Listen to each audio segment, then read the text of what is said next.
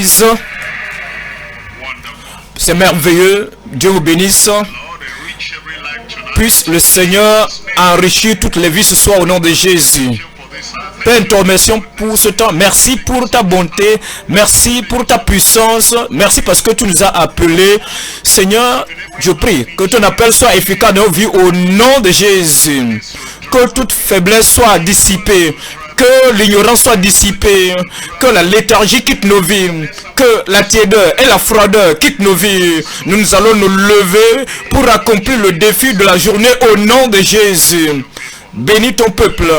Utilise ton peuple pour être une bénédiction à toute l'église. Utilise ton église pour atteindre le monde autour de nous. Au nom de Jésus. Nous te remercions parce que tu nous as exaucés. Au nom de Jésus, nous prions. Que Dieu vous bénisse. Vous pouvez vous asseoir. Nous venons dans Exode chapitre 3. Exode chapitre 3, le verset 7. Exode 3, le verset 7. L'Éternel dit qu'il a vu l'affliction de son peuple. J'ai vu la souffrance de mon peuple qui est en Égypte et j'ai entendu les cris que lui font pousser ses oppresseurs, car je connais ces douleurs. Quand vous lisez ce passage, vous pensez à ce que ce verset a à faire. Lorsque Dieu suscite un dirigeant, un pasteur, un ouvrier, c'est pour un objectif. Et l'objectif, c'est que toutes ces personnes dans nos communautés qui souffrent à cause de ces douleurs, de ces souffrances, ils suscitent un dirigeant afin que ce leader puisse sortir pour atteindre ces gens, afin de résoudre leurs problèmes. Vous serez un homme de la solution. Vous serez un homme de solution. Et à cause de cela, Dieu a dit à Moïse, j'ai vu leur affliction, j'ai vu leur souffrance, j'ai vu leur détresse. Voyez le verset 8. Je suis descendu pour le délivrer de la main des Égyptiens et pour le faire monter de ce pays dans un pays vaste, dans un pays où coule le lait et le miel, dans les lieux qu'habitent les Cananéens, les Héthiens, les Amoréens, les Phérésiens, les Éviens et les Jébusiens. Maintenant, voici, verset 9, les cris d'Israël sont venus jusqu'à moi. Et j'ai vu l'oppression que leur font souffrir les Égyptiens. Voyez le verset 10. Maintenant, va. Vous voyez ce mot, maintenant? Il dit maintenant, va. C'est pourquoi leurs cris, leurs souffrances, ils sont opprimés. Et beaucoup de calamités s'abattent sur eux à cause de cette situation. C'est pourquoi je te choisis. Maintenant, va. Il dit, je t'enverrai auprès de Pharaon. Et tu feras sortir d'Égypte mon peuple, les enfants d'Israël. Ce soir, nous considérons ce message intitulé « Fortifier le leadership pour les progrès spirituels ». Fortifier le leadership pour le progrès spirituel. Vous allez faire des progrès. Le progrès spirituel, nous allons accomplir cela au nom de Jésus. Fortifier le leadership pour le progrès spirituel. Voyez ces versets que je vous ai lus. Le Seigneur a dit, j'ai vu leur affliction. Et à cause de cela, c'est pourquoi je t'appelle. L'implication de cela, c'est que si après que Moïse soit venu et que l'affliction a continué, l'objectif de son appel n'était pas accompli. Alors il dit, j'ai entendu leur cri, j'ai entendu la souffrance que leur font souffrir. Alors si le dirigeant vient et que les cris demeurent, nous n'avons accompli rien. C'est pourquoi il dit, je suis descendu pour sauver mon peuple de la main des Égyptiens. Si les Égyptiens sont plus forts encore, s'ils sont encore plus oppresseurs, plus offenseurs, alors ça veut dire que le leadership ne signifie rien. Il dit, je les amène dans un pays où coule le lait, le lieu vaste, un pays vaste, où coule le lait et le miel. Cela veut dire que si les gens, le peuple demeure dans la même pauvreté, dans la même pénurie, dans la même précarité, dans la même souffrance, cela veut dire que le leadership ne veut rien dire du tout. Il poursuit pour dire, je les ferai sortir, je les amènerai dans un pays, le pays de Canaan, dans le pays des Cananéens, les Héthiens, les Amoréens, les Phérésiens, les Éviens, les Jébusiens. Il dit, s'ils ne sont pas parvenus dans ce lieu, ça veut dire que le leadership ne veut rien dire du tout. Voyez le cri des enfants d'Israël, me sont parvenus.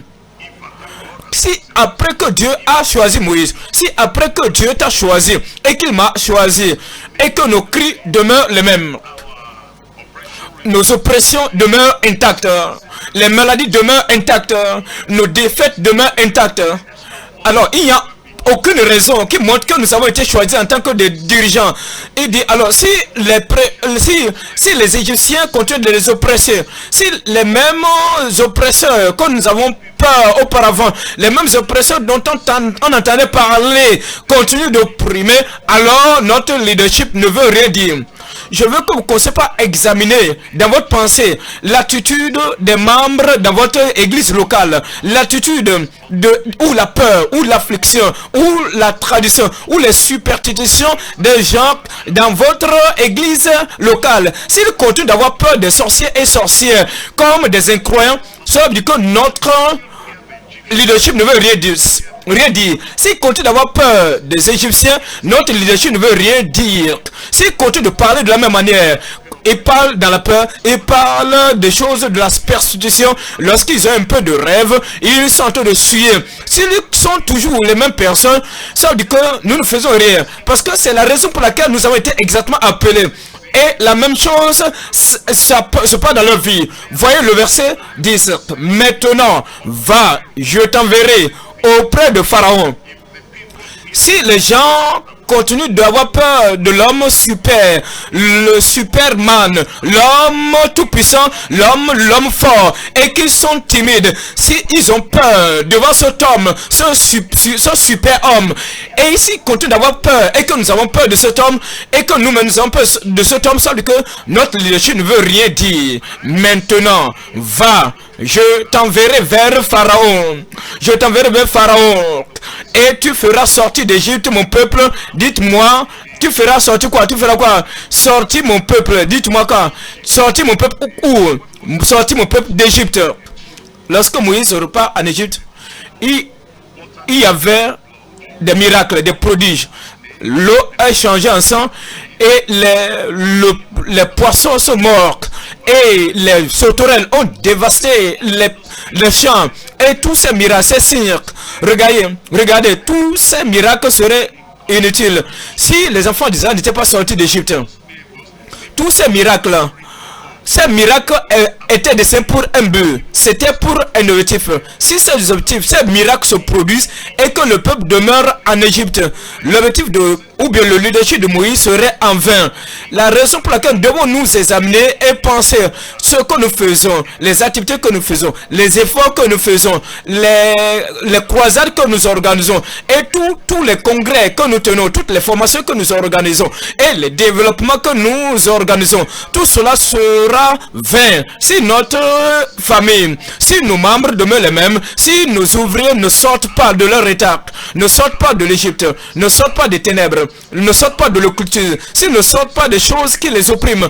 Parce que vous voyez, la finalité c'est la sortie d'Égypte. Si les gens ne sortent pas du monde, les miracles ne veulent rien dire du tout. Si les gens ne sortent pas de leur occultisme, hors de leur société secrète, ils viennent à l'église, ils viennent aux retraites et ils participent à ceci et nous souffrons, nous peinons. Cela ne veut dire rien dire. Pas seulement cela.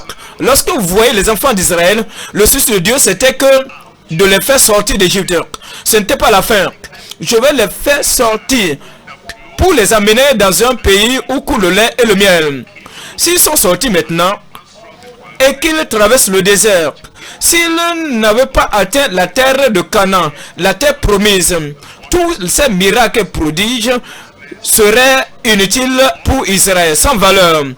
Le fait d'avoir l'eau qui sortait du rocher, toutes ces choses et tous ces miracles, toute la manne, le miracle de la provision de la manne, toutes ces choses ne diraient rien si ces enfants d'Israël n'avaient pas atteint la terre promise. Pensez à ce que nous faisons. Nous faisons beaucoup de choses dans l'église de la vie profonde. Nous sommes vraiment actifs, nous prêchons, nous enseignons, nous intercédons, nous conseillons, nous témoignons et nous faisons des sacrifices. et nous veillons sur les gens. Nous faisons beaucoup de choses, une kyrielle de choses par semaine et même le dimanche. Mais cependant, comprenez, si vous n'atteignez pas la terre promise, toutes nos activités seraient vaines, moins que rien. Nos activités seraient moins que rien. Cela veut dire que nous devons comprendre la raison pour laquelle nous sommes dirigeants. Ce n'est pas que nous obtenons un miracle. Dieu merci pour le miracle. Dieu merci pour le réveil. Et nous recevons les enseignements. Dieu merci pour ces enseignements. Mais quelle est la finalité? Quel est l'objectif final? L'objectif dont nous parlons et l'objectif que le Seigneur a conçu, c'est que au-delà même, avant que Moïse ne soit né, Dieu l'a fait. Voyons dans Genèse chapitre 15. Genèse chapitre 15. Nous pouvons voir qu'avant que Moïse ne vienne dans ce monde, voyons ce que Dieu a dit dans Genèse chapitre 15, le verset 13. Genèse 15, verset 13.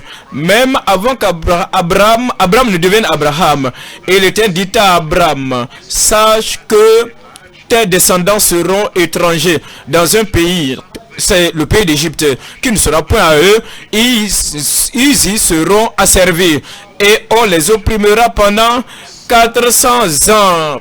Mais je jugerai la nation à laquelle ils seront quoi? Ils seront asservis. Et ils feront quoi? La suite, ils sortiront ensuite avec de grandes richesses. Ça, ici, cela se référait à Moïse. Même avant sa naissance, Dieu avait décidé longtemps auparavant.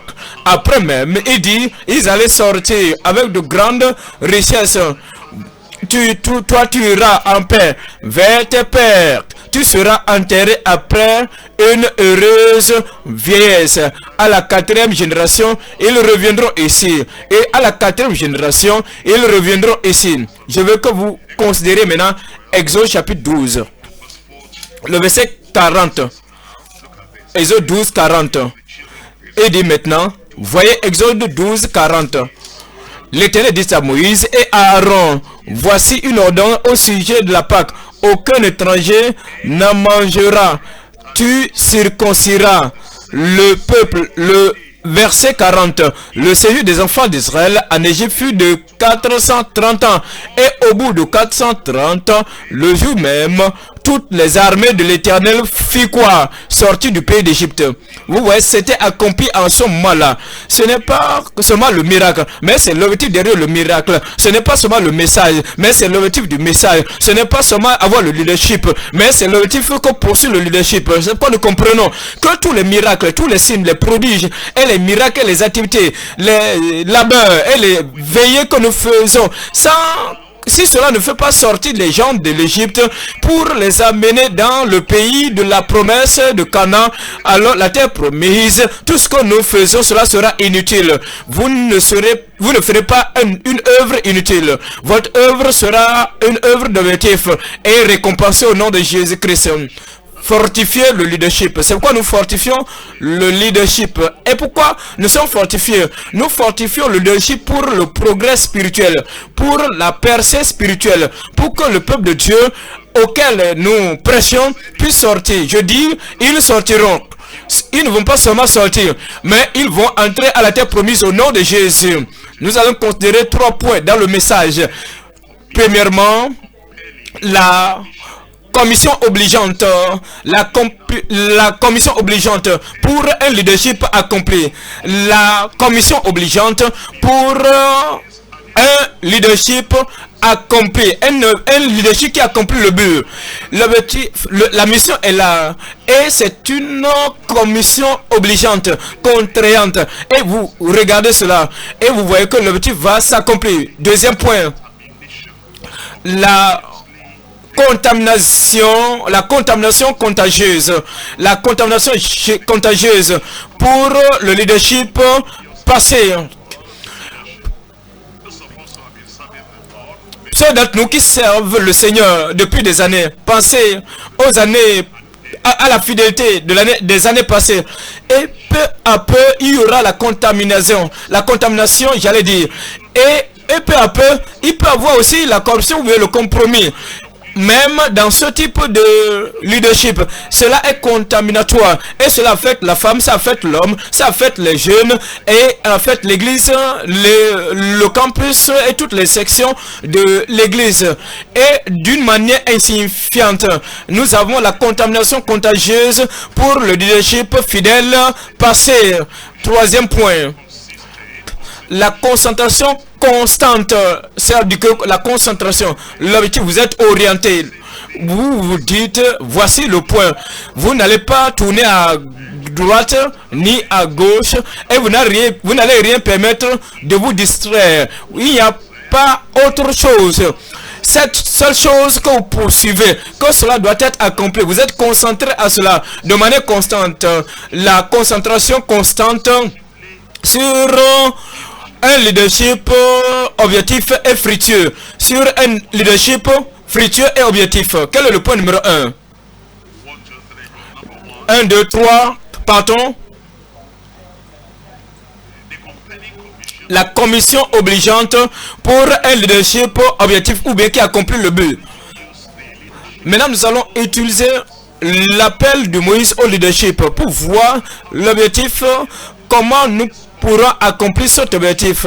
Revenons dans Exode chapitre 3, le verset 10. Exode chapitre 3, le verset 10. Maintenant va, je t'enverrai auprès de Pharaon, et tu feras sortir d'Égypte mon peuple, les enfants d'Israël. Il y a ici la commission obligeante et contrainte, c'est que Moïse devait aller en Égypte. Aucun enfant d'Israël et personne en Israël n'allait rester en Égypte.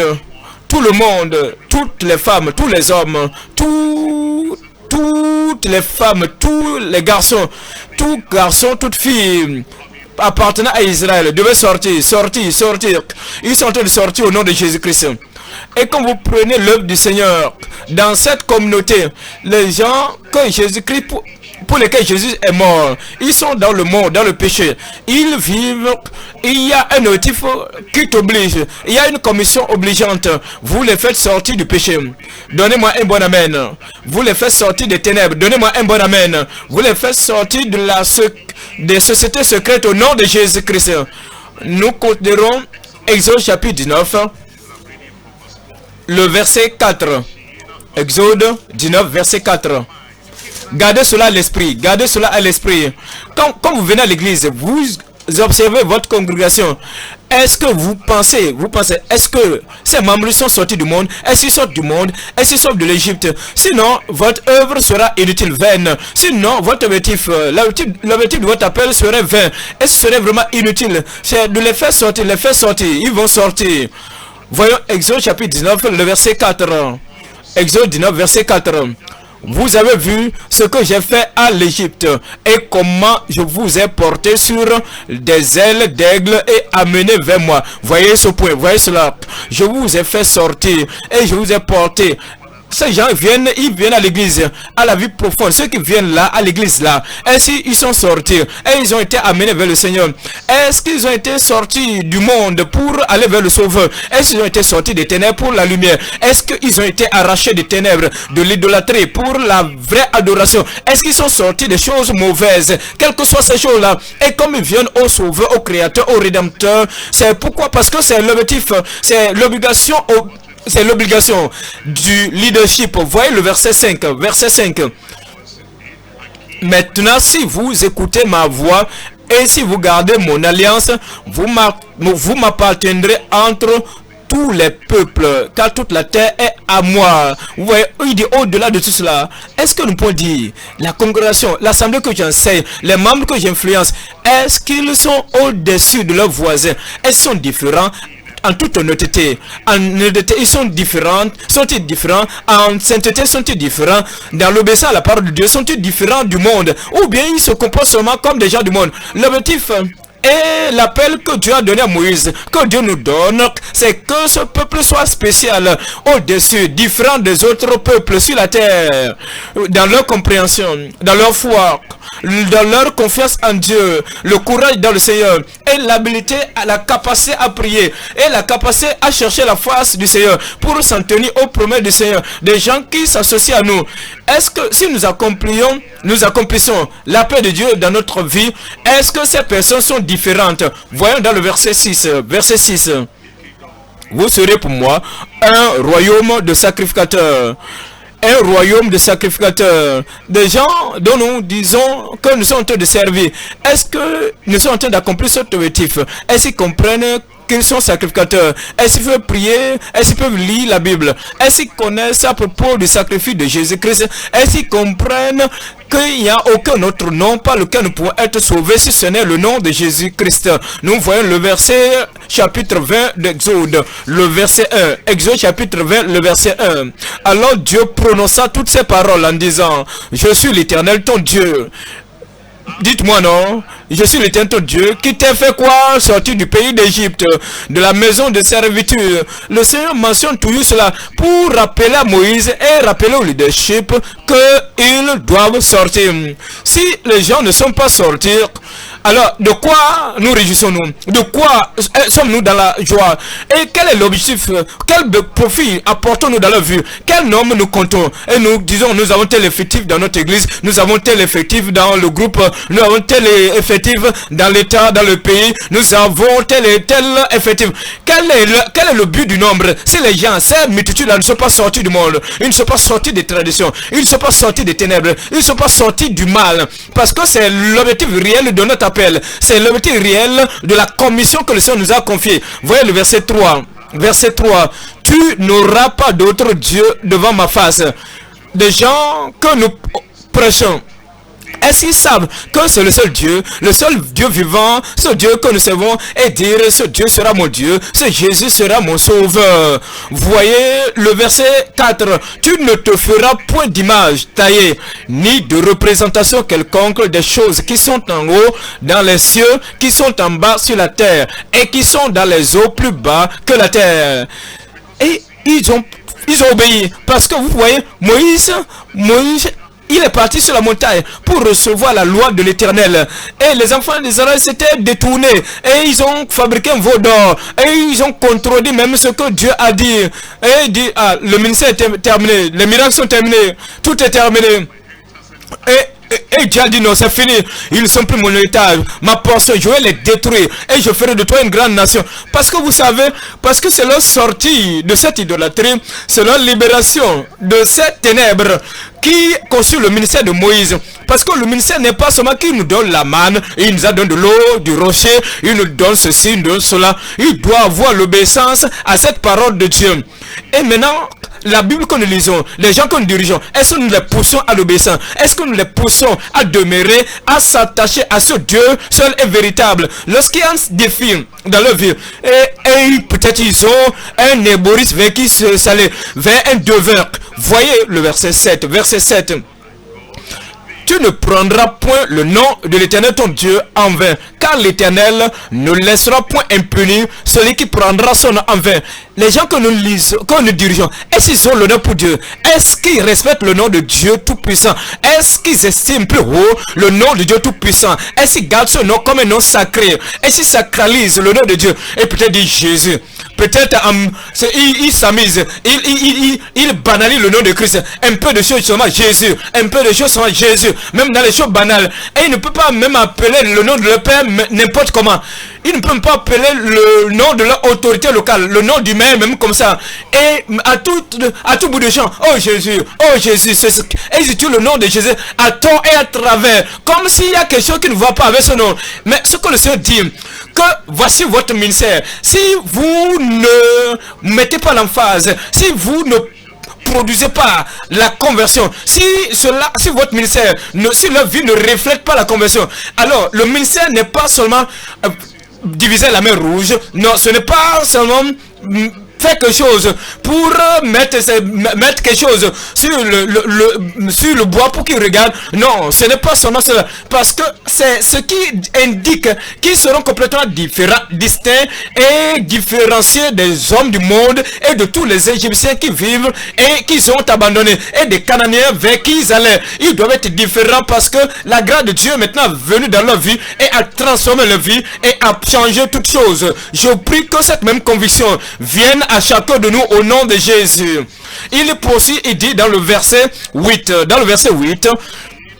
souviens-toi du jour du repos pour le sanctifier. Qu'est-ce qu'ils font les dimanches, le jour du Seigneur? Est-ce qu'ils voient les dimanches comme samedi? Ou bien, si votre ministère doit avoir l'impact sur eux, quelle est l'influence? Quel est l'effet que vous aurez? Ils doivent avoir ce jour où ils vont dire, ce jour est totalement consacré à l'Éternel. Combien de personnes viennent trop tôt les dimanches à l'église? Combien restent du début jusqu'à la fin les dimanches? Combien repartent dans leur marché, dans leur champ les dimanches? Parce que cela ne leur dit rien. Et le Seigneur dit à Moïse, tu les as fait sortir. Maintenant, tu dois faire sortir l'Égypte d'eux.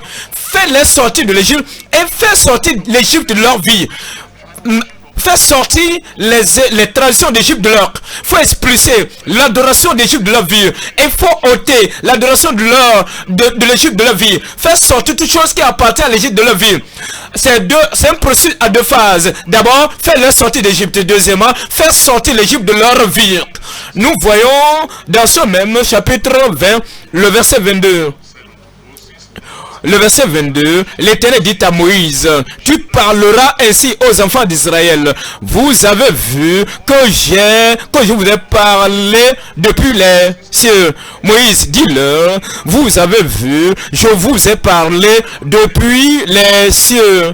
Les gens que nous dirigeons, est-ce qu'ils savent que la parole leur parvient du ciel, ou bien parce que ça c'est le geste qui parle de la terre, ça c'est le notre passé qui parle de la terre, ça c'est le pasteur national qui parle de la terre? Est-ce qu'ils ont la conscience que nous écoutons du ciel, nous écoutons de la part du ciel? Comment réagissent-ils à cette parole? Voyons le verset 24. Tu m'élèveras un autel de terre sur lequel tu offriras tes holocaustes et tes sacrifices d'action de grâce, tes brebis et tes bœufs. Partout où je rappellerai mon nom, je viendrai à toi et dites-moi non, et je te bénirai. Il dit, toi tu leur dis que les rencontres que tu as, ce n'est pas des rencontres ordinaires, ce n'est pas des rencontres ordinaires. Si j'ordonne des rencontres, moi-même je vais venir à ces rencontres-là et je vais vous bénir. Des gens que vous dirigez, ils ont la conscience de la présence de Dieu, la conscience de Christ, la conscience de l'Esprit Saint. C'est le ministère que Dieu nous a donné. Seulement les faire sortir, ne suffit pas. Nous devons les conduire tout au long et les amener en la présence de Dieu. Je lis maintenant dans Lévitique chapitre 10. Lévitique chapitre 10. Nous avons considéré Exode. Maintenant nous considérons Lévitique chapitre 10, le verset 8. Lévitique 10, verset 8. L'Éternel parla à Aaron et dit, tu ne boiras ni vin, ni boisson enivrante, toi et tes fils avec toi, lorsque vous entrerez dans la tente d'assignation, de peur que vous ne mouriez. Ce sera une loi perpétuelle parmi vous. Pour combien? Ce sera une loi pour combien de temps? Ce sera une loi pour combien de temps? Une loi perpétuelle parmi vos descendants, afin que les gens que vous dirigez, est-ce qu'ils disent, le salut du péché, vivre au-dessus du péché? De 20 ans auparavant, mais maintenant c'est vraiment, c'était possible 30 ans auparavant, maintenant nous sommes la nouvelle génération. Ils ne comprennent pas que ce serait pour toujours, de génération en génération. Si nous n'imprimons pas cela dans leur vie, nous n'avons pas de ministère. Ce soir n'est pas ancré en eux. Nous serons en train de faire des choses superficielles sur eux, qui ne produisent pas une conviction profonde dans leur vie. Voyez le verset 10. Verset 10. Afin que vous puissiez distinguer ce qui est saint de ce qui est profane, de ce qui est profane, ce qui est pur, ce qui est impur de ce qui est pur. Voyons le chapitre 18 de Lévitique, le verset 1. Lévitique chapitre 18, verset 1. l'Éternel parla à Moïse et dit, parle aux enfants d'Israël et tu leur diras, je suis l'Éternel votre Dieu. Vous ne ferez point les pratiques des Égyptiens. Vous ne le ferez pas. Vous ne ferez point ce qui se fait dans le pays d'Égypte. Arrêtez-vous un instant là-bas. Vous voyez, c'est le ministère du ministère. Moïse devait leur faire comprendre que ce qui est arrivé, c'est pas ça on appelle le salut. Il vous a sauvé d'Égypte. Qu'est-ce qui vous est arrivé? C'est ce que nous appelons la rédemption. Il devait comprendre toutes ces choses. Il vous a racheté d'Égypte. Qu'est-ce qui vous est arrivé? C'est ça que nous appelons la délivrance. Il vous a délivré du pays d'Égypte. Maintenant, oubliez complètement Égypte. Oubliez le mariage de l'Égypte. Les cérémonies égyptiennes, oubliez tout. Et les associations égyptiennes, oubliez tout. Il s'agit là du ministère de Moïse. C'est l'appel de Moïse. Parce qu'il dit, ici, maintenant parle aux enfants d'Israël. Parle, je suis l'Éternel ton Dieu. Je suis l'Éternel votre Dieu. Vous ne ferez point ce qui se fait dans le pays d'Égypte où vous avez habité. Et vous ne ferez point ce qui se fait dans le pays de Canaan où je vous mène. Vous ne suivrez point leur usage. Vous voyez, si les gens que nous dirigeons ne comprennent pas, ils ne comprennent pas ce que c'est que la conversion. Quelle est la vie qui soit différente, totalement différente. Parfois, si le pasteur ne peut pas voir, il se dit si tel ou tel ne peut pas voir, ils vont au village et ils font des choses magiques. Ils repartent et ils se comportent comme les hommes de la tradition. Même des gens qui disent qu'ils sont des ouvriers, même des gens qui se prennent pour des leaders. Et parce qu'il n'y a aucun effet sur leur vie. Ils peuvent être guéris, ils peuvent avoir obtenu l'eau du rocher, la manne, toutes choses, mais les mêmes traditions du monde, mais les mêmes, ils vivent toujours dans ces principes mondains. Et Dieu dit, Moïse, tu sais, si tu dois avoir un ministère, exécuter un ministère, tu dois avoir une influence, un impact sur ces gens-là, pour qu'ils ne continuent pas à faire comme des gens d'Égypte. Revenons maintenant dans Nombre, chapitre 11. Nombre. Et maintenant, vous pouvez dire que nous partons d'Exode en passant par Lévitique et maintenant nous allons en Exode. Maintenant, voyons ce qui est arrivé ici dans Nombre chapitre 11, le verset 4. Nombre chapitre 11, quel verset? Verset 4. Le ramassis de gens qui se trouvait au milieu d'Israël fut saisi de convoitise. Et même les enfants d'Israël recommençaient à pleurer et dire qui nous donnera de la viande à manger. Vous pensez, est-ce que vous pouvez penser, nous avons traversé Exode chapitre 12 et nous voici maintenant dans Nombre chapitre 11. Et ils ont fait un long voyage. Maintenant, Moïse pouvait évaluer son ministère. Moïse, est-ce que nous pouvons évaluer? Nous pouvons examiner ton ministère. Est-ce que nous pouvons tester ton ministère? Comment faire le test du ministère? Regarde la vie de ton peuple. Est-ce qu'ils ont oublié l'Égypte? Est-ce qu'ils sont sortis d'Égypte? Est-ce que l'Égypte est sortie de leur vie? Voyez le verset 5. Nous nous souvenons des poissons que nous mangeons en Égypte et qui ne nous coûtaient rien, de concombres, des melons, des poireaux, des oignons et des holes, et rien, ils n'ont rien oublié. L'Égypte n'était pas sortie de leur vie. La tradition de vos peuples, est-ce que cette tradition est sortie de leur vie? Les idées de votre peuple, est-ce que c'est sorti de vous? Est-ce que leur idéologie, voyons le voyage, combien d'années maintenant, tout ce dont il se souvient, c'est l'Égypte. Et il dit, Moïse, tu sais, tu as une œuvre accomplie encore. Les gens sont sortis d'Égypte maintenant, tu dois maintenant faire sortir l'Égypte d'eux. Et toutes ces personnes qui sont sorties de ces choses, vous voyez ce qui est arrivé? Moïse a entendu. Il a entendu que les gens pleuraient, chacun pleurait dans sa maison, chacun pleurait et la colère de l'Éternel était complètement enflammée. La colère de l'Éternel s'enflamme. Le verset 10, parce que l'Égypte n'était pas sortie de leur vie. Cela veut dire que lorsque nous considérons notre ministère et que nous considérons notre leadership et que nous n'avons pas fait sortir ces choses des pensées, des cœurs des gens et de tout ce que le Seigneur va dire, je ne suis pas content, je suis en colère contre ces personnes. Nombre chapitre 15, le verset 39. Dans Nombre 15, 39. Nombre 15-39. Quand vous aurez cette frange, vous la regarderez et vous vous souviendrez de tous les commandements de l'Éternel. Lorsque la tentation vient, vous vous souvenez. Lorsque les épreuves viennent, vous vous souvenez. Lorsque les défis viennent, vous vous souvenez. Vous vous souviendrez de tous les commandements de l'Éternel pour les mettre en pratique. Et vous ne suivrez pas les désirs de vos cœurs et de vos yeux pour vous laisser entraîner à l'infidélité. Vous vous souviendrez ainsi de mes commandements. Vous les mettrez en pratique et vous serez saints pour votre Dieu. Je suis l'Éternel, votre Dieu, qui a fait quoi? Qui vous a fait sortir du pays d'Égypte. Dieu ne faisait que rappeler, je suis celui qui vous est sorti d'Égypte et je veux faire sortir l'Égypte de vous. Je ne veux qu'aucune religion, aucune tradition d'Égypte de rester en vous. Je veux que vous soyez totalement séparés d'Égypte et que l'Égypte soit totalement séparée et ôtée de vous. Je suis l'Éternel, votre Dieu. Alors maintenant dans Deutéronome chapitre 10, le verset 16. Deutéronome chapitre 10, verset 16. Deutéronome chapitre 10, verset 16. L'Éternel parlait à Moïse. Ce n'était pas seulement qu'ils sont sortis, mais quelque chose devait se passer après.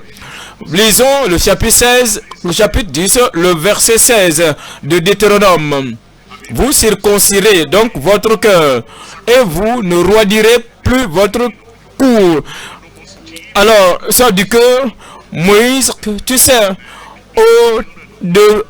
aussi longtemps que vous avez encore le cou non circoncis des enfants d'Israël, l'entêtement doit être ôté. Parce que c'est la caractéristique d'Égypte, c'est la marque d'Égypte, c'est la disposition d'Égypte. Verset 17. Car l'Éternel, votre Dieu, est le Dieu des dieux, le Seigneur des seigneurs, le Dieu grand, fort et terrible, qui ne fait point d'acception des personnes et qui ne reçoit point de présent. Voyons dans Deutéronome chapitre 30, le verset 6. Deutéronome 30, verset 6. L'Éternel, ton Dieu, circoncira ton cœur. Moïse, amène-les à moi. Je veux circoncire leur cœur. Ce n'est pas assez qu'il soit circoncis physiquement. L'Éternel, ton Dieu, circoncira ton cœur et le cœur de ta postérité. Il continue à dire, et tu aimeras l'Éternel, ton Dieu, de tout ton cœur, de toute ton âme, afin que tu vives. Alors nous voyons le ministère, la commission obligeante pour le leadership. C'était clair, la commission était claire et contraignante.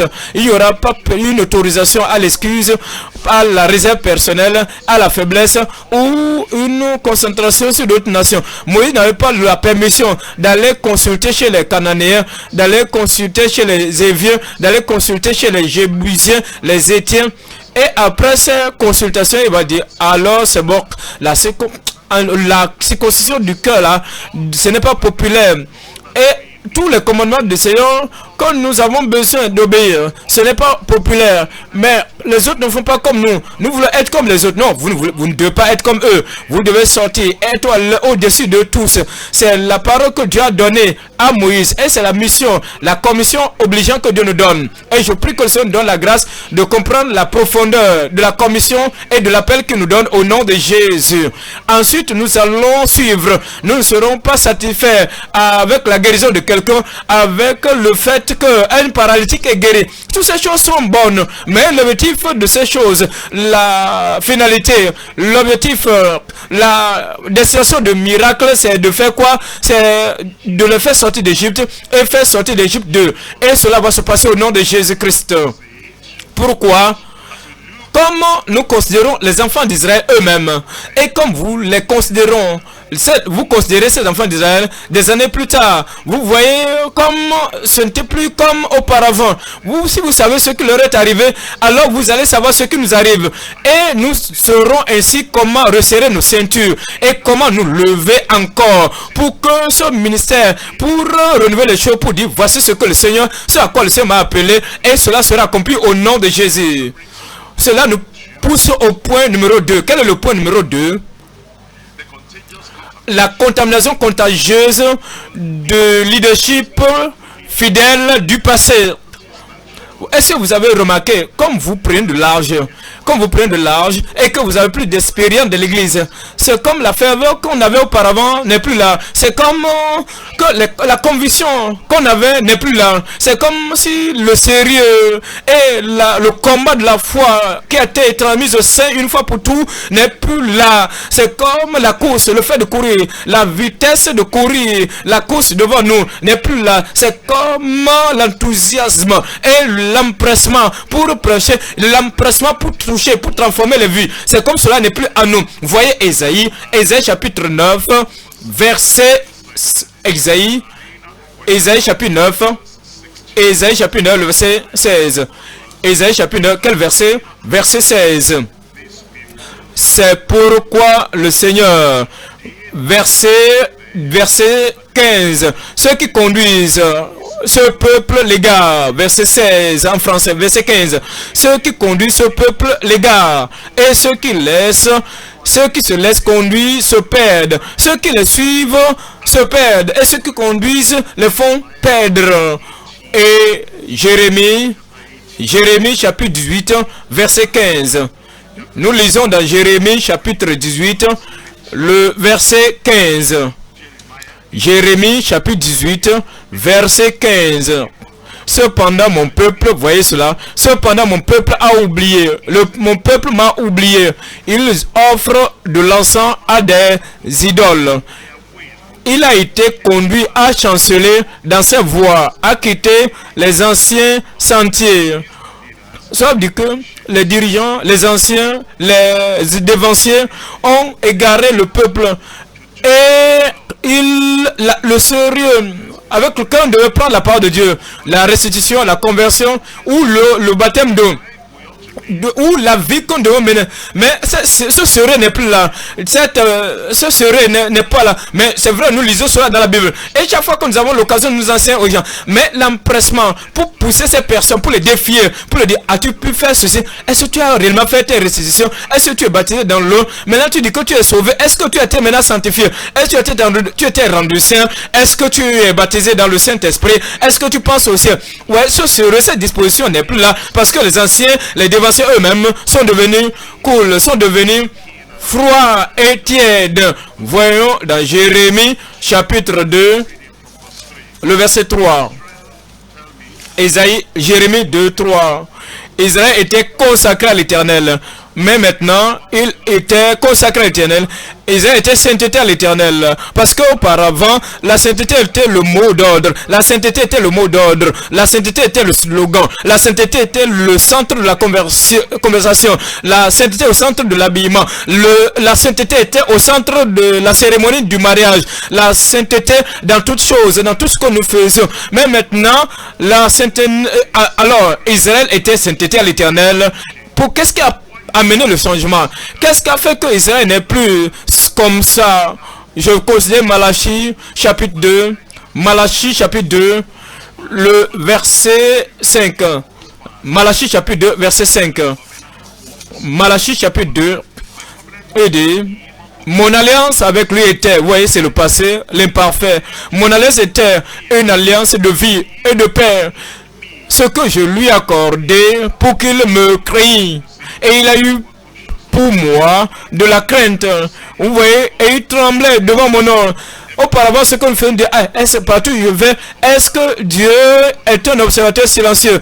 Et nous étions conscients de cela. Est-ce que vous êtes encore conscient de cela? Que dans toute conversation que vous faites, toute action que vous faites, Dieu pèse toutes les actions. Et partout où vous allez, il regarde toutes choses, les motifs du cœur, l'intention du cœur et la direction de votre vie. Et que Dieu veille sur toutes choses. Il observe tout. Ou bien aujourd'hui, votre Dieu est devenu aveugle et il ne peut plus voir. Votre Dieu n'est plus un sourd et il ne peut plus entendre. Et c'est comme si votre Dieu est mort. Alors parce que vous n'êtes plus conscient. Vous n'êtes plus conscient du Dieu vivant qui regarde toutes choses. Sinon Dieu n'est pas mort.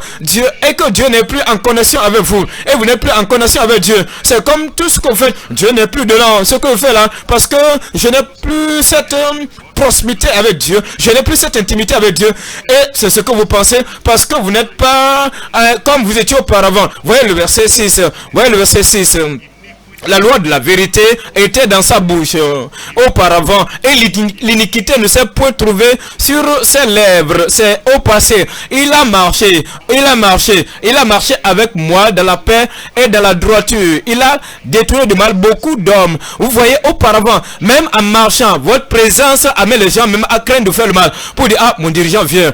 Même lorsque vous tiens un débutant, un petit dirigeant, il vous respectait et il vous honorait à cause de la sainteté et de la justice, à cause de la crainte de Dieu dans votre vie et à cause de l'onction qui reposait sur votre vie que vous transportez en tant que dirigeant de la cellule de maison, même sans même parler d'un dirigeant de zone, même les dirigeants de femmes en ce temps-là, à cause de cet honneur, les gens avaient peur de Dieu, ils craignaient Dieu et on vous honorait. Le verset 6 maintenant, il dit, la loi de la vérité était dans sa bouche.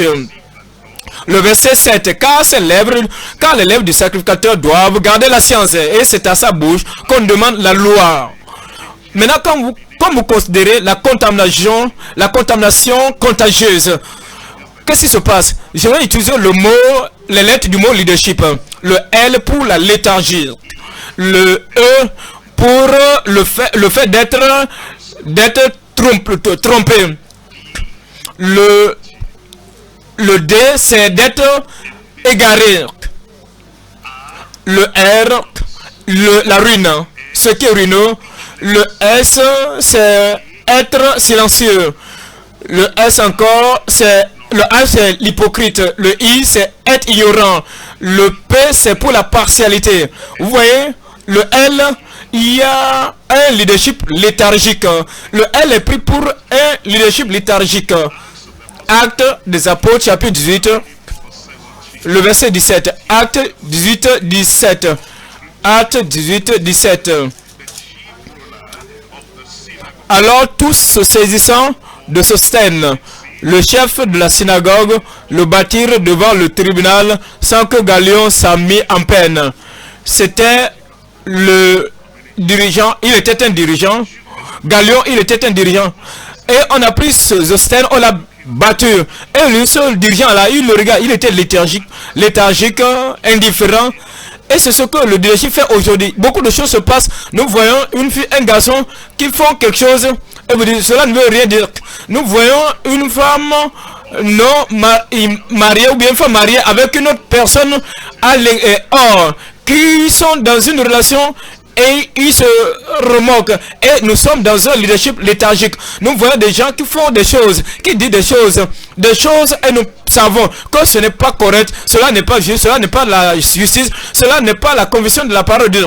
Mais nous restons léthargiques, comme si cela ne veut rien nous dire.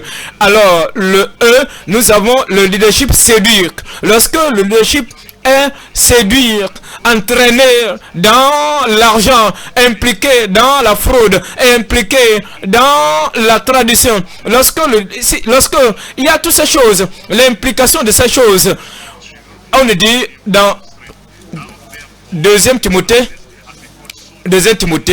endure les souffrances comme un bon soldat de Christ, sans t'emmêler dans les affaires du monde. Celui qui se soucie des affaires du monde ne peut pas plaire à celui qui l'a enrôlé. Il y a un leadership corrompu ou bien séduit. Il y a un leadership qui tolère, un leadership absent.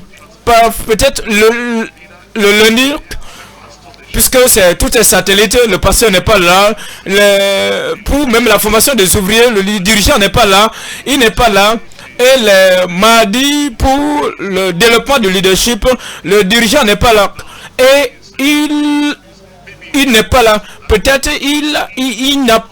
lorsque les dirigeants sont absents, des dirigeants figurants, il n'y aura rien. Cela va mener une contamination pour les autres personnes. Et ainsi les autres vont vous voir. Et aussi vont se comporter comme ça. Nous voyons dans Jean chapitre 10. Jean chapitre 10, verset 12. Jean 10, verset 12. Jean 10, verset 12. Mais le mercenaire qui n'est pas le berger et à qui n'appartiennent pas les brebis voit venir le loup, abandonne les brebis et prend la fuite. et le loup les ravit et les disperse. Le mercenaire s'enfuit parce qu'il est mercenaire et qu'il ne se met point en peine des brebis. Parfois, c'est comme le dirigeant a voyagé pendant 3 mois, 4 mois. On dit qu'il est parti en voyage, en congé, quelque part. Et nous avons un leadership absent. Un leadership absent. Et c'est comme l'assemblée laissée à elle-même, sans berger, sans père. Et ils ont un dirigeant absent. Et quand ils ne pensent même pas quand il va revenir pour rencontrer ces dirigeants. Il revient pour dire comment allez-vous. Ils disent, il appelle, non, quand vous allez bien, non, oui, vous pouvez même réussir sans moi. Si vous n'êtes pas là, quel est l'objectif? C'est pourquoi dans le D, nous avons un leadership trompeur. Jérémie, chapitre 10, verset 21. Jérémie 10, 21. Êtes-vous dit là? Je dis, est-ce que vous avez ouvert votre Bible? Qu'est-ce que vous avez trouvé là-bas? Dites-moi. Merci beaucoup. Les bergers ont été stupides. Ils n'ont pas cherché l'Éternel. Les pasteurs, ils n'ont pas la vie de prière. Les pasteurs, ils ne lisent pas la Bible. Les pasteurs qui n'écoutent pas de Dieu, de la part de Dieu. Les pasteurs sont devenus stupides et ils n'ont pas cherché l'Éternel. C'est pour cela qu'ils n'ont point prospéré et que tout leur troupeau se disperse. Et tout leur troupeau se disperse. Le E, nous avons un leadership évasif. Un leadership évasif. Vous voyez, c'était dirigeant. Lorsqu'on pose des questions après le sondage des Écritures et que quelqu'un pose la question, une question pertinente, sérieuse, il veut connaître ceci, qu'en est-il de ceci, qu'en est-il de cela. Et le dirigeant, il est évasif. Il est évasif. Il mélange toutes choses, il va de coq à l'âne et il dit après avoir calculé et il met du temps. Celui qui a posé la question, il a honte, il dit pourquoi même j'ai posé cette question. Et le pasteur dit, ah, tu as compris? Et le frère va dire, oui monsieur, oui pasteur. Et mais nous savons en réalité, même nous-mêmes qui t'écoutons n'avons pas compris ce que tu as dit. Et vous savez, si j'étais là, j'allais dire, moi-même, je n'ai pas compris. Moi-même, le surintendant, je n'ai pas compris. Parce que cela ne cadre pas avec la question. Nous avons un leadership évasif. Lorsque les gens veulent se marier, et ils disent, est-ce que je peux faire ceci? Je ne veux pas qu'ils entendent que c'est moi qui ai dit ceci. Alors, nous répondons des questions de manière évasive. Nous ne sommes pas précis. Nous n'avons pas de conviction. Nous ne transmettons pas la conviction aux gens. Et nous sommes tellement, nous évitons la situation. Il y a un leadership évasif. Alors, le ministère évasif n'est pas un ministère concret. Et nous n'allons pas directement dans la Bible. Nous tournons autour du pot. Alors, toute chose est superficielle. Nous voyons un roi chapitre 20, le verset 39. Un roi chapitre 20, 39. Un roi 20, 39. Lorsque le roi passa, il cria vers lui et dit, ton serviteur était au milieu du combat. Et voici un homme s'approche et m'amène un homme en disant, garde cet homme. S'il vient manquer, garde-le dans le royaume. Garde cet homme pour le Seigneur. Garde cet homme. S'il vient à manquer, ta vie répondra de sa vie. Ou tu paieras un talent d'argent. Et pendant que ton serviteur agissait ça et là, pas pour les choses sérieuses, pas pour la cause, et pendant que ton serviteur agissait ça et là, l'homme a disparu. Le roi d'Israël lui dit, c'est là ton jugement, tu l'as prononcé toi-même. Le R, c'est le leadership ruineux. Un type de leadership qui ruine l'église, qui ruine le troupeau, qui disperse le troupeau, qui au lieu de construire, nous bâtissons d'une seule main, ils bâtissent d'une seule main et détruisent d'une autre main. Nous avons le leadership ruineux. Ésaïe chapitre 3, le verset 12. Ésaïe chapitre 3, verset 12. Ésaïe chapitre 3, verset 12. Et nous dit dans le verset 12. Ésaïe chapitre 3, verset 12. Mon peuple a pour oppresseurs des enfants, et des femmes dominent sur lui. Mon peuple, ceux qui te conduisent t'égarent, et ils corrompent la voie dans laquelle tu marches. Ceux qui te dirigent Ce sont des gens qui détruisent le troupeau et c'est un leadership ruineux. Et lorsque tout cela disperse tout, ce district est comme ça, dans cet état, on dit, cette région c'est comme ça, ce lieu c'est comme ça. Qu'est-ce que nous allons voir? Si le district est comme ça, alors ça dit que le leadership qui doit être fervent, le leadership qui doit être sérieux, le leadership qui devait avoir la conviction, le leadership qui devait aller directement pour atteindre les gens, les faire sortir d'Égypte et faire sortir les Juifs d'eux et les amener à la terre promise. Alors, où est le ministère aujourd'hui? Où sont nos pasteurs avec du feu, chargés de puissance et avec l'onction, avec l'objectif, avec le sérieux et avec la chaleur, sans tiédeur, pour dire voici le chemin, marchez-y. Je prie que le Seigneur te suscite.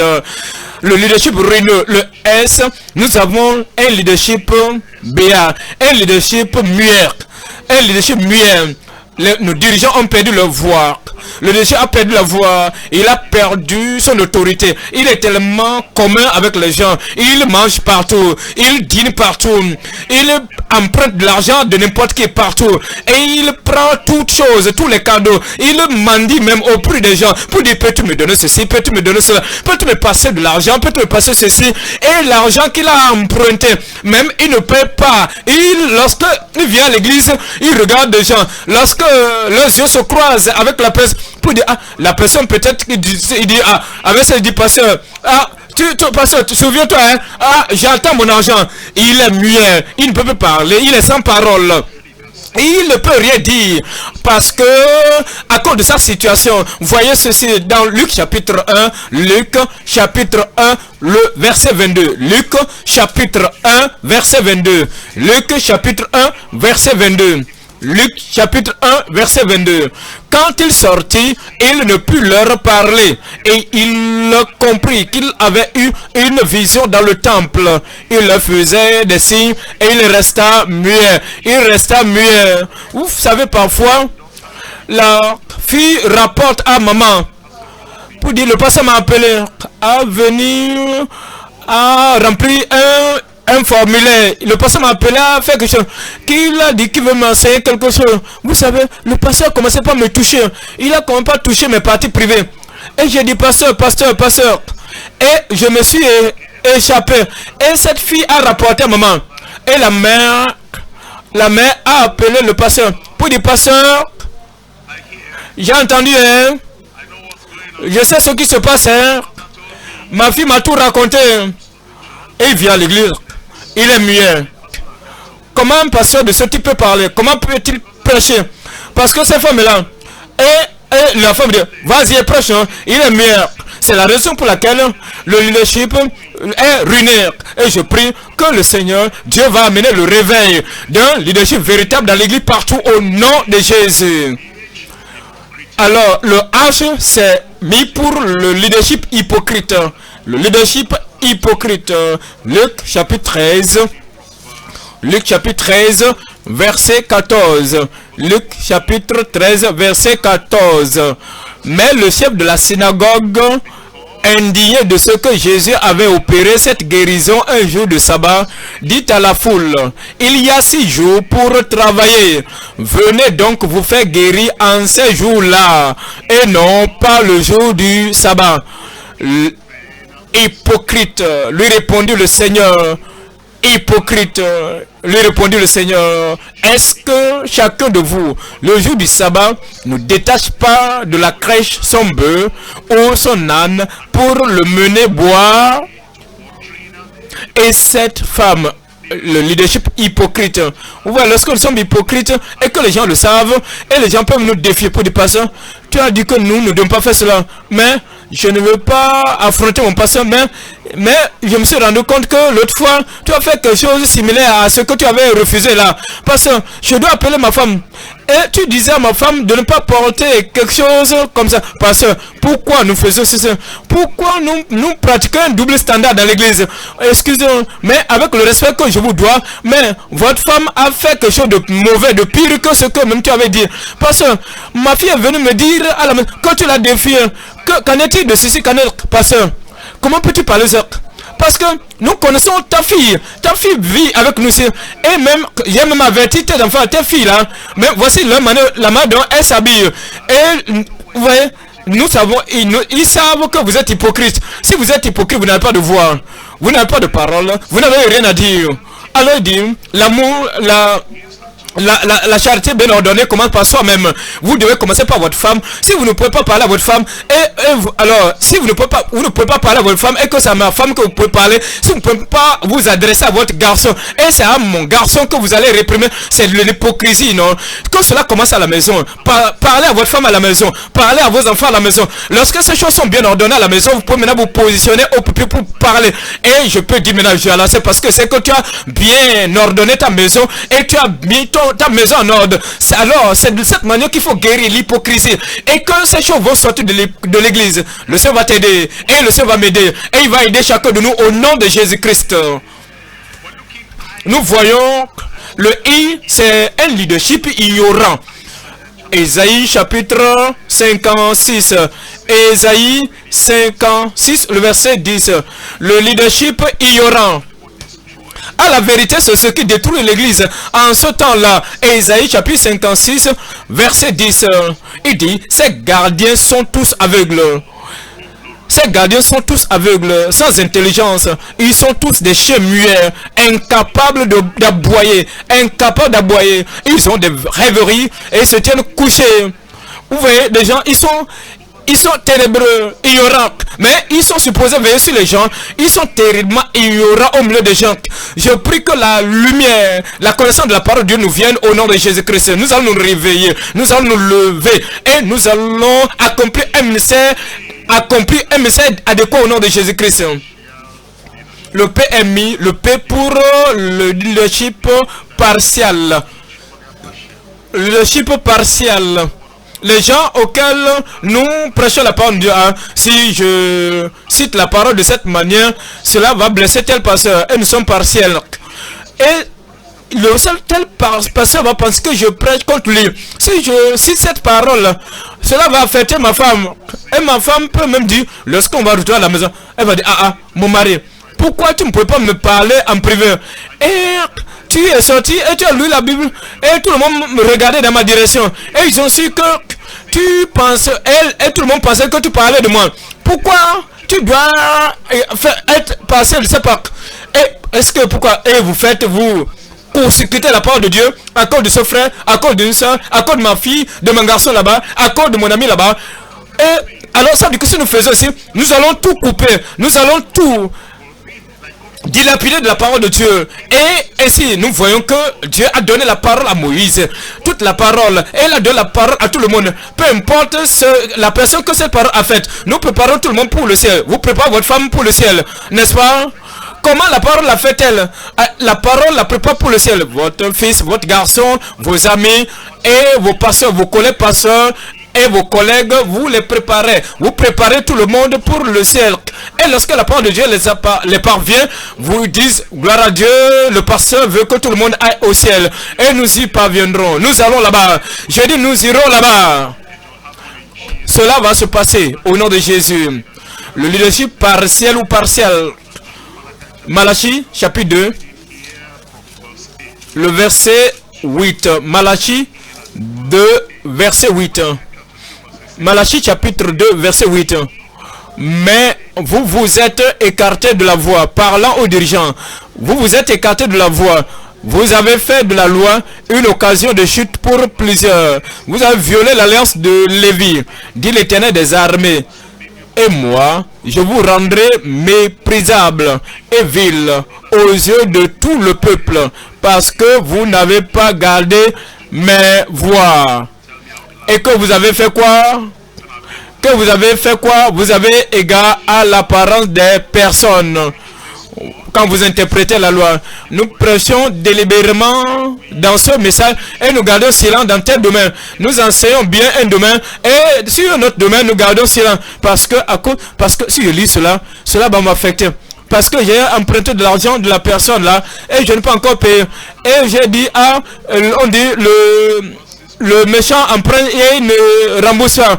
Et lorsque je parviens sur le passage, je suivais le passage, je dis, je vais lire et le passage. Alors pourquoi avoir peur? Pourquoi? Et c'est la politique. Vous voyez? Ou bien, et c'est la politique, c'est comme nous jouons aux cartes, ou bien nous nous trompons nous-mêmes. Est-ce que nous trompons le peuple de Dieu? Je ne vais tromper personne. Quelqu'un là-bas, je ne vais tromper personne. Lisez la parole de Dieu intégralement. Lisez la parole de Dieu en entièreté. Lisez la parole. Même si cette parole vous a faite, lisez-la. Vous n'allez pas dire à l'église que pendant que je lis cette parole-là, je me sens coupable. Après que vous avez lu, si cette parole vous a fait, vous repartez sur vos genoux et vous priez. Et les gens vont sur les genoux pour prier. Et Dieu va exaucer vos prières. Parce que le Seigneur sait que vous êtes sincère dans votre cœur. Il sait que vous n'allez rien cacher de personne. Vous ne voulez pas dire, ah, comme je vais en enfer, tout le monde doit aller en enfer.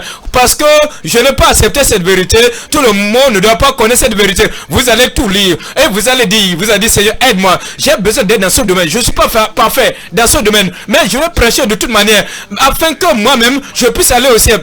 Et que mon peuple puisse aller au ciel. Nous irons au ciel ensemble. Alors, c'est comme ça, il y a de la contamination. Il y a la contamination contagieuse. Pour le leadership fidèle du passé. Le L, nous avons le leadership léthargique. Le E, c'est quoi? Le I, c'est quoi? Le A, c'est quoi? C'est le leadership absent. Le D, c'est quoi? Le leadership de tromperie. Le E, c'est quoi? Le leadership évasif. Le R, c'est quoi? Le leadership ruineux. Et le S, c'est quoi? Le leadership muet. Le H, c'est quoi? Le leadership hypocrite. Et le I, c'est quoi? Le leadership ignorant. Et le P, c'est quoi? Le leadership partial ou partiel. Je prie que le Seigneur nous préserve de tel leadership au nom de Jésus-Christ. Nous venons maintenant au point numéro 3. La concentration constante pour un leadership positivement focalisé.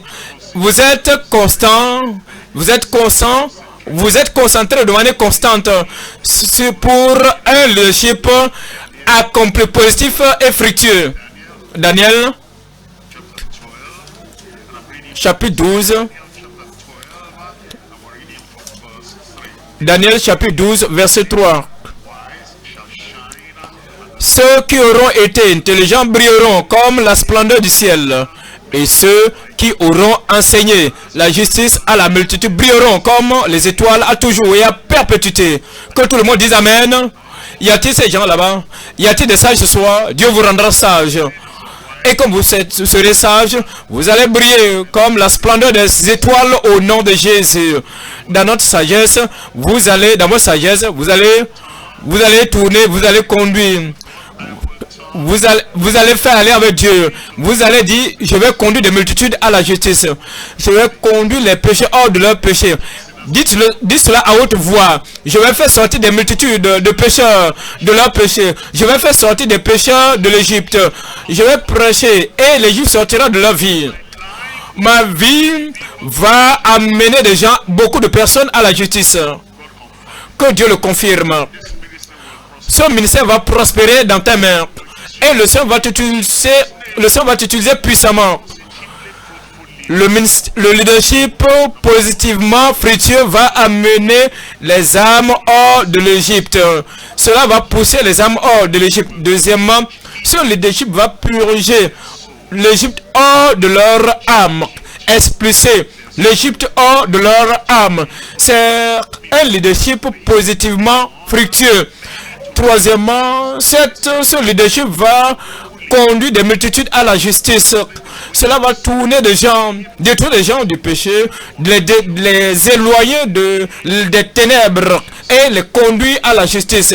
Considérez votre assemblée, des gens qui vous voient, qui vous observent, des gens qui sont en interaction avec vous, votre église locale, votre église de district, votre groupe de district, votre région, votre état, votre pays, et toutes ces personnes. Quand vous rencontrez quelqu'un, la première pensée, vous dites, je vais tourner cette personne vers la justice. Cette personne va vivre dans la justice. Cette personne sera rendue juste.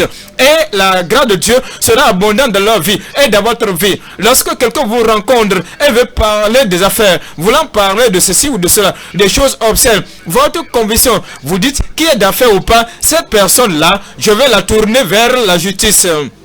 Numéro 4. Vous amenez les croyants à comprendre. Vous amenez les croyants à comprendre, à expérimenter, à aimé, à préférer la sainteté au-dessus de toute chose. Vous les amenez à aimer la sainteté. Vous amenez le peuple à préférer la sainteté. Vous amenez les gens à préférer la sainteté au-dessus de toute autre chose. Numéro 5.